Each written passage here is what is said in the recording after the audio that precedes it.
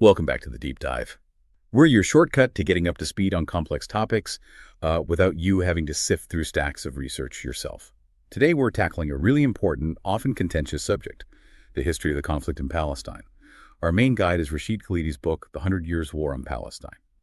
Now, Khalidi's central argument, the frame he uses, is that this period, roughly 1917 to 2017, is best understood as a settler colonial conquest and resistance. So our goal here isn't to solve anything, but to unpack that perspective, give you the nuance, the details from his research that often get lost in, say, a quick news hit. We want you to understand Khalidi's view of how this past century shapes today. Yeah, and what's really key here, I think, is that Khalidi focuses on the often unacknowledged sides of this history. He digs into these critical moments, these patterns that persist, but maybe aren't always talked about. And it's not just dry facts. He weaves in his own family history, stories passed down, which really gives it a human dimension. You get a feel for the personal impact of these huge historical shifts. Okay, so let's dive in at the beginning. Khalidi actually starts even before the British Mandate kicks off in 1917. He introduces this figure, Yusuf Dia al-Khalidi, who was his distant relative. That's right, Yusuf Dia. He's presented as a really fascinating character, born into this prominent family of Islamic scholars in Jerusalem. But he took a pretty unconventional path, left home at 18, apparently against his father's wishes, to study at missionary schools, British and American ones, in Malta and Istanbul. This was back in the mid-1800s. Wow, yeah, that sounds pretty unusual for the time. Definitely. And it meant he learned several European languages, got a Western-style education alongside his traditional Islamic learning, gave him a unique perspective. He went on to have a pretty distinguished career in the Ottoman administration, was mayor of Jerusalem for almost 10 years, even served in the Ottoman parliament. So this background, this unique position, it led him to see something coming. I'm thinking about that letter he wrote. Exactly. The Yeah. letter, March 1st, 1899, he writes this long 7-page letter to the chief rabbi of France, but it was really intended for Theodor Herzl, the founder of modern political Zionism. Khalidi points out Yusuf Dia starts the letter with a degree of admiration, calls Herzl a patriot, acknowledges the suffering of Jews in Europe. He gets that. But, and this is the crucial part according to Khalidi, he basically says, look, the idea of Zionism is fine in principle, but its goal, creating a Jewish state in Palestine, is just fundamentally incompatible with the rights of the people already living there. He saw the collision course. A pretty direct warning then. So what did Herzl say back? And how does Khalidi interpret that exchange? Herzl's reply was quick, but Khalidi argues it was, dismissive. It kind of set the tone for what was to come. In Khalidi's view, Herzl essentially brushed aside the concerns about the indigenous population, ignored the core problem Yusuf Dia raised. Palestine wasn't empty, and its people wouldn't just, accept being pushed aside. Khalidi flags this as maybe the first real substantive dialogue between a prominent Palestinian figure and a key Zionist leader, and he says it laid bare right there in 1899 what he sees as the colonial nature of the project. That dismissal was key. Right, that dismissal ties into the whole land without a people for a people without a land idea. But Khalidi strongly refutes that Palestine was empty or undeveloped, doesn't he? Oh, absolutely. He uses historical sources to paint a picture of Palestine before 1917 as a society that was actually quite vibrant, undergoing changes like other parts of the Ottoman Middle East. You had expanding education, new schools, both state-run and foreign ones.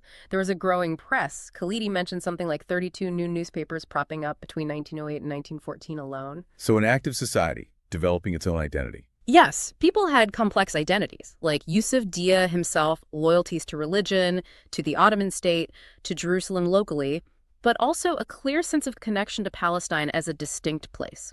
Khalidi argues that this whole narrative of Palestine being barren, empty, backward was and is a necessary myth to justify the Zionist project, to sort of erase the presence of the people already there. And then World War I happens, and everything changes radically. Totally. The collapse of the Ottoman Empire was catastrophic for the region. Khalidi describes immense hardship during the war years, famine, disease, poverty, plus mass conscription that took away the young men. He notes Palestine's population actually declined by about 6% during the war. Yeah. So you have the society already reeling from trauma, and then suddenly, boom, the Ottomans are gone, the British are coming in, and there's this declaration about their future. The Balfour Declaration of 1917. Let's unpack that. What did it promise? And maybe more importantly, what did it leave out, according to Khalidi's reading? Okay, so the declaration itself is quite short. It states Britain favors the establishment in Palestine of a national home for the Jewish people. Simple enough on the surface. But Khalidi draws attention to how it describes the existing population. The Arab majority, who are like 94% of the people there at the time, they're referred to only as the existing non-Jewish communities. Non-Jewish communities, not Palestinians, not Arabs. Exactly. And it promises to protect their civil and religious rights, but says nothing, absolutely nothing about their political or national rights.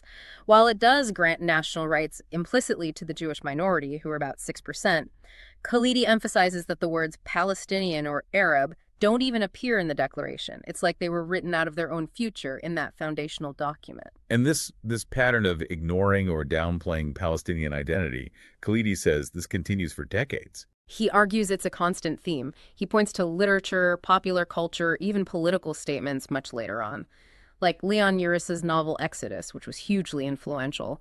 Or he mentions comments by figures like Newt Gingrich calling Palestinians invented people, or Mike Huckabee saying, "There's no such thing as the Palestinians." Okay. Khalidi sees this as part of a deliberate strategy, necessary for denying their national claims and rights to the land. If they don't exist as a people, their claims are invalid. So during the British Mandate period that followed, how did the Zionist movement actually build its presence on the ground? You mentioned Britain as a patron, but how was it financed? Khalidi details the crucial role of organizations like the Jewish Colonization Association, later PICA. They poured huge amounts of money into Palestine. This money funded land purchases, often from absentee landlords, and subsidized the early agricultural settlements, the kibbutzim and moshevim, making them viable. He cites some striking figures like the inflow of Jewish capital in the 1920s was, on average, over 40% larger than the entire Jewish net domestic product in Palestine at the time. Just massive external funding. So from Khalidi's viewpoint, this wasn't just immigration. It was a well-funded, institutionally backed colonial enterprise actively supported by the dominant imperial power, Britain. And what were Palestinians doing politically during this time? Were they just passive? No, not at all. Khalidi describes how they organized politically. They held 7 national congresses between 1919 and 1928. Their demands were pretty consistent: independence, repudiation of the Balfour Declaration, democratic rule based on the majority, and limits on Jewish immigration and land acquisition. They set up an Arab executive committee to represent them. But they weren't really listened to. According to Khalidi, no. The British basically refused to seriously engage with their demands unless they first accepted the Balfour Declaration, which of course was the very thing they were rejecting. So it became what Khalidi calls a dialogue of the deaf. The fundamental premise was unacceptable to the Palestinians, and the British wouldn't negotiate without it. This leads eventually to the Great Arab Revolt in the late 1930s, a major escalation. A huge escalation, yeah. From 1936 to 1939, it was a massive countrywide uprising against British rule and the Zionist project. But Khalidi details how it was crushed brutally by the British. They brought in massive force. He mentions 100,000 troops, use of air power. The human cost was immense. He estimates maybe 10% of the adult male Palestinian population ended up killed, wounded, imprisoned, or exiled by the end of it. 10%. That's staggering. It is. And Khalidi also notes that the British actively armed and trained Zionist militias, the Haganah, to help them suppress the revolt. On top of that, he points to deep internal divisions within Palestinian society at the time among the leadership, which weakened their ability to resist effectively. So they come out of this revolt, and World War II really weakened. Okay, so that sets the stage for the post-World War II period and the UN's involvement. 1947, the Partition Plan. How does Khalidi frame this pivotal moment? He sees UN Resolution 181, the Partition Plan, not as a compromise, but essentially as a declaration of war from the Palestinian viewpoint. It proposed dividing Palestine into a Jewish state on about 56% of the land, where Jews owned maybe 6-7% at the time, a smaller Arab state, and an international zone for Jerusalem. Khalidi argues this was driven by the new global powers, the US and the Soviet Union, who basically decided the fate of Palestine over the heads of its majority population. Britain, interestingly, abstained, seeing its future interests aligned more with the Arab states by then. And the immediate result was the 1948 war and what Palestinians call the Nakba, the catastrophe. What was the human impact? Khalidi shares personal family history here too, right? Yes, the Nakba is central to his narrative. He describes it as a period of systematic ethnic cleansing. Even before the surrounding Arab states intervened in May 1948, Zionist forces had already depopulated hundreds of villages and key cities. He mentions Plan Dalit, a military plan he argues was designed to seize territory allocated to the Arab state and drive out its inhabitants. He estimates over 300,000 Palestinians were displaced before May 15th. And yes, he recounts his own family being forced out of their home in Tal al-Rish, near Jaffa, which was later demolished and the area renamed. This personal story underlines the dispossession that he argues was necessary to create a Jewish demographic majority for the new state of Israel. Now, there's a very common narrative about 1948 Israel as the underdog, the David versus the Arab Goliath. How does Khalidi challenge that? He directly challenges it. Based on his research, he argues that it's largely a myth. He asserts that in terms of actual fighting forces on the ground in Palestine in 1948, the Israeli forces generally outnumbered and were better equipped than the combined Arab forces they faced initially. He also points out that the Arab armies were not a unified force. There were only 5 regular armies, and he says 2 of the key ones, Jordan's Arab Legion and the Iraqi Army, were effectively constrained by their British patrons from entering areas designated for the Jewish state by the UN plan. So disunity and external constraints on the Arab side. Yes. Khalidi emphasizes the weakness, the disunity, the competing agendas of the Arab states, which contrasted sharply with the highly organized and motivated Zionist forces. What about the role of the United States during this period? How did its stance evolve? It's interesting. Khalidi notes that initially, key parts of the U.S. government, the State Department, the Pentagon, were actually hesitant or opposed to backing a Jewish state. They worried about U.S. interests, oil, relations with Arab countries. But, he argues, the immense public sympathy in the U.S. after the Holocaust, combined with very effective Zionist lobbying and PR, swayed President Truman. Truman's recognition of Israel, Khalidi says, was pivotal. It cemented Zionism as part and parcel of the emerging American hegemony in the Middle East. And Israel's military success then convinced many in Washington of its strategic value as an ally. Okay, so after 1948, Israel is established. But what about the Palestinians who didn't leave, who remained inside the new state? Khalidi describes their situation as second-class citizenship. Right. He points out that Israel's own Declaration of Independence promised complete equality of social and political rights, irrespective of religion or race. But in practice, he argues, dozens of laws were passed that created systemic discrimination against the Arab citizens of Israel.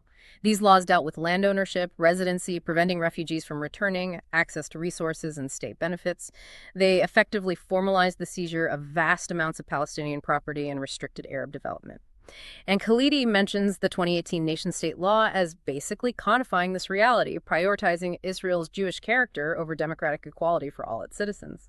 How did the immediate post-Nakba period shape Palestinian resistance? You mentioned the desire to resist. Well, the shock and trauma were immense, but Khalidi says the desire to fight back emerged quickly. Small groups of Palestinian refugees started mounting cross-border raids, often called Fedayeen incursions.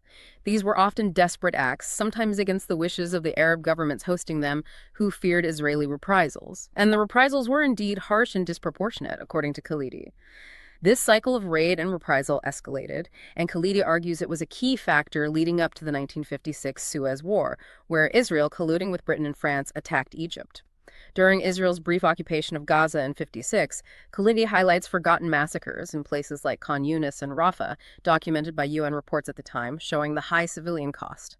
Gaza, he says, became a real crucible of resistance. And then comes the 1967 war, the Six-Day War, another major turning point. Huge. Khalidi notes that U.S. intelligence was well aware beforehand that Israel's military was vastly superior to the combined Arab forces.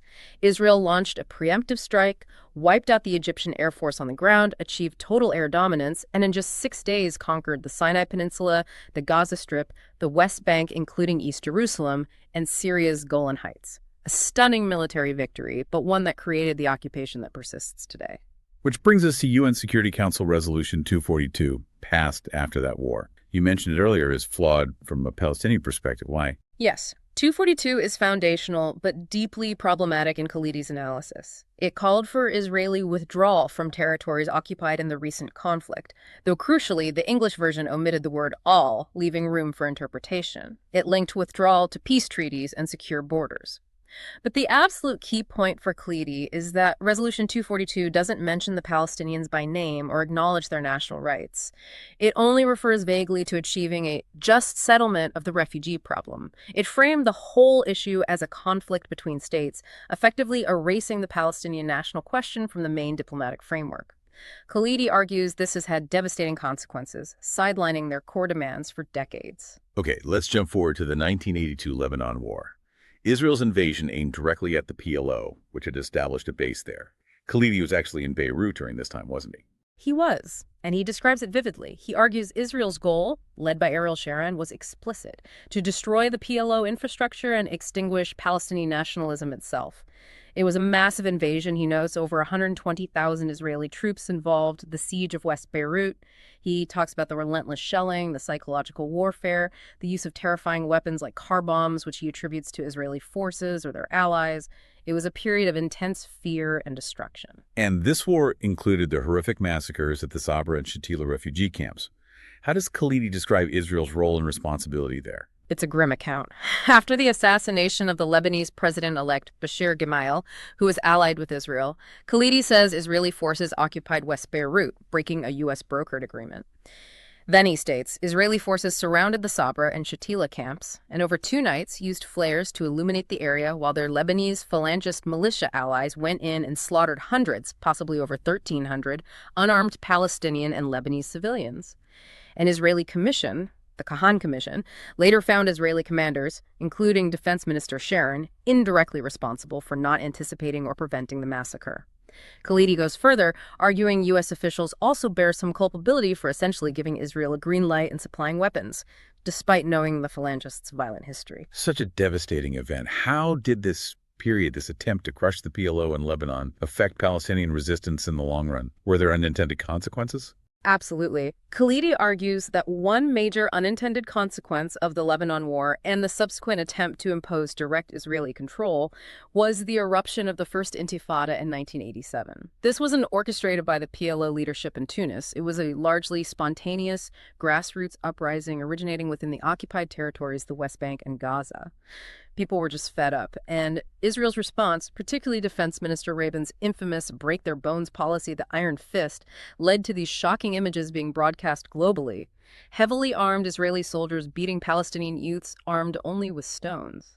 Khalidi points out this dramatically shifted Israel's international image. For the first time, many saw Israel not as the victim, but as the powerful occupier, the Goliath facing a Palestinian David.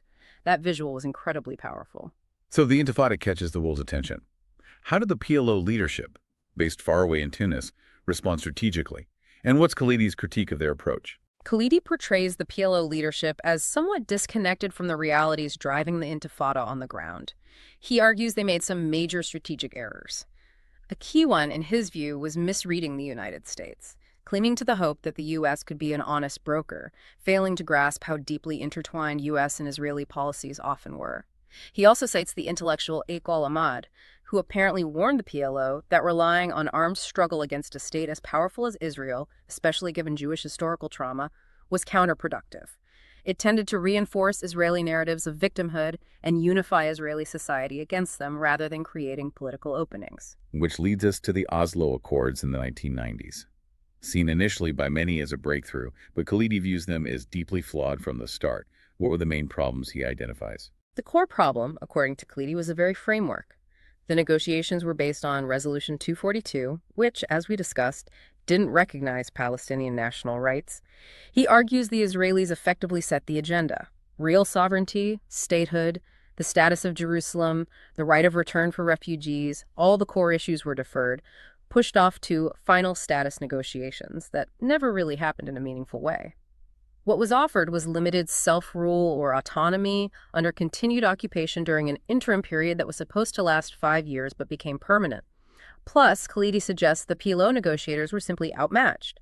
They lacked the deep legal and technical expertise of the Israeli team, who knew exactly what they wanted and didn't want to concede. So instead of peace and statehood, what was the actual result of Oslo for most Palestinians living in the West Bank and Gaza? Khalidi paints a picture of profound disappointment and worsening conditions. Instead of freedom, Palestinians experienced a proliferation of Israeli checkpoints, the construction of the separation wall, settler-only bypass roads carving up the West Bank. Basically, increased fragmentation and confinement. Gaza became even more isolated.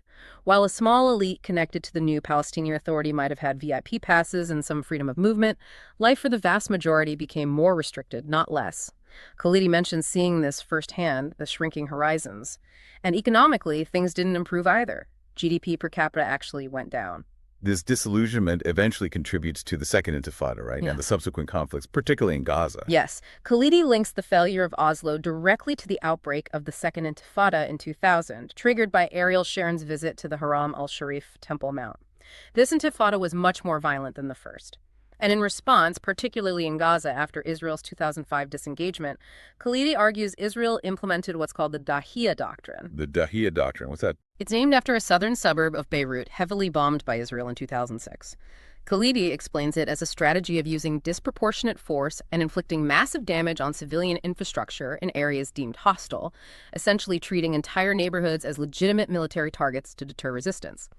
He points to the major Israeli assaults on Gaza in 2008, 2009, 2012, and 2014 as examples of this doctrine in practice, resulting in incredibly lopsided casualty figures. He sets a ratio of 43 Palestinian deaths for every Israeli death across those three conflicts, with the vast majority of Palestinian casualties being civilians. The level of destruction was immense. Shifting focus slightly, how does Khalidi see public opinion evolving, particularly in the U.S.? Is there a change happening? He does see a significant shift, especially looking at polling data from around 2016 to 2019. Support for Palestinians, or at least sympathy for their situation, has been growing, particularly among younger Americans, minorities, and progressive Democrats. However, he notes a disconnect. This changing public mood hasn't necessarily translated into a shift in policy from the top, particularly within the Democratic Party leadership or among major political donors, where support for Israel remains very strong. It raises a question Khalidi touches on. U.S. presidents have occasionally pushed back against Israeli actions when they perceived vital U.S. interests were at stake, like Eisenhower during Suez or Obama with the Iran deal. But, he observes, Palestine itself has rarely, if ever, been seen as a vital U.S. interest warranting that kind of pressure. And what about the Trump administration's policies? Khalidi describes them as a radical break. A radical break, yes.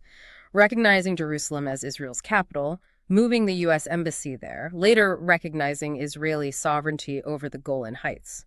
Khalidi sees these as revolutionary departures. These were unilateral moves that completely ignored decades of international consensus, international law, and Palestinian claims. He argues Trump essentially took the biggest issues, Jerusalem border sovereignty, off the table without demanding anything from Israel in return, basically greenlighting Israeli maximalist positions. So after tracing this century of conflict, this 100 Years' War, what's Khalidi's takeaway? What does he argue is necessary to move forward towards a just resolution? Fundamentally, he argues for a shift in perception. We need to dismantle the narrative, he says, of Israel as just a normal nation facing irrational hatred.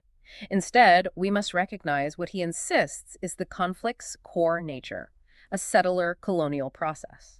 That means challenging the narratives that erase the indigenous population or cast them as newcomers. It means acknowledging the profound, ongoing power imbalance, getting past the David versus Goliath myth, when Israel has consistently had great power backing. But crucially, he also insists on recognizing the reality now. There are two peoples living in the land of historic Palestine, regardless of how they got there. And any viable future, he concludes, must be based on absolute, complete equality of rights. And that includes national rights for both peoples, not just civil rights for one group under the sovereignty of another. Wow. It's quite a journey through Khalidi's analysis of this century. It really underscores how understanding these historical frames, these contested narratives, is so crucial to grasping the present. The way the story is told really matters. Absolutely. And perhaps his most pointed final thought is about the role of the United States.